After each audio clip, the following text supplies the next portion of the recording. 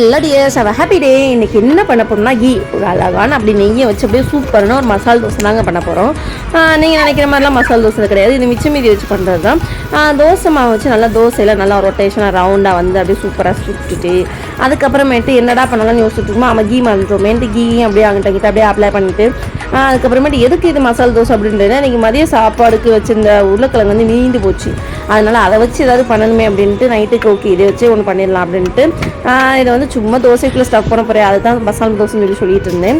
அந்த இதெல்லாம் நல்லா பொட்டேட்டோலாம் நல்லா மேஷ் பண்ணிவிட்டு அதுக்கப்புறமேட்டு தோசை வந்து திருப்பி போட்டுருந்தாங்க. இப்படி திருப்பி போட்டு ஸ்டஃப் பண்ணால் தான் தோசை வந்து நல்லாயிருக்கும். இல்லாட்டினா நம்ம தோசை வந்து மாவாக நல்லாவே இருக்காது, அந்த உருளைக்கிழங்கு அதுக்கும் டேஸ்ட்டு கேவலமாயிரும். தென் அப்புறமேட்டு ஓகேன்ட்டு ஒன் சைடு திருப்பி போட்டுட்டு உள்ளே வச்சு அமுக்க ஆரம்பிச்சிட்டேன். நான் எதுக்கு இப்படி பண்ணேனே தெரியல. நான் அண்ணன் வச்சுட்டு மூடி இருந்திருக்கலாம், ஆனால் அந்த டைம் வந்துட்டு ஏதோ நினச்சி அப்படி பண்ணிட்டேன்.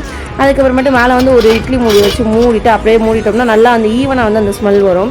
அப்புறம் நம்ம கூட்டும் போது சோஃபா கல்ல பார்ப்போம்ல, அது மாதிரி அடியில் வந்து வெந்திருக்கான்னு ஒரு பார்த்துட்டு அதுக்கப்புறமேட்டு அதை வந்து க்ளோஸ் பண்ணிவிட்டு நல்லா வந்து அமைக்கி விட்டுக்கணும். அப்படின்னா தான் வந்து நல்லா நசுங்கும்.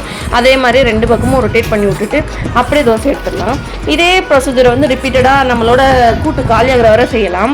இது உருளைக்கிழங்குன்னு மட்டும் இல்லை, நான் வந்து இதுக்கு முன்னாடி வந்து வெண்டிக்காயில் செஞ்சுருக்கேன். இதே மாதிரி எந்த கூட்டு மீறி இருந்தாலுமே இந்த மாதிரி உள்ளே போட்டுட்டு இதே ஒரு டிஷ்ஷாக செஞ்சு கொடுத்துடலாம். அதனால் நமக்கு ப்ராப்ளம் வராது. எக்ஸ்ட்ரா புதுசாக ட்ரை பண்ண மாதிரியே தான் வரும். இது ஒன்றும் அவ்வளோ பெரிய விஷயம் இல்லை, ஆனால் இருந்தாலுமே நமக்கு வந்து ஒரு சாட்டிஸ்ஃபைட் இருக்கும் உணவுப் பொருளை மீதி படத்துலையே அப்படின்ட்டு.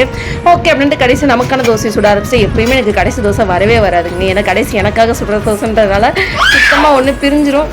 இல்லைன்னா தோசைக்கல்ல தோசை வரவே வராது சுத்தமாக. அது கூட போக வேண்டியதாக இருக்கும். ஓகே நம்ம முடிச்சு வச்சுங்க. இதெல்லாம் ஒரு தோசைன்னு சொல்லி திட்டாதீங்க. வீடியோ பிடிச்சா சப்ஸ்கிரைப் பண்ணுங்கள். Thank you dear. சீ சூன்.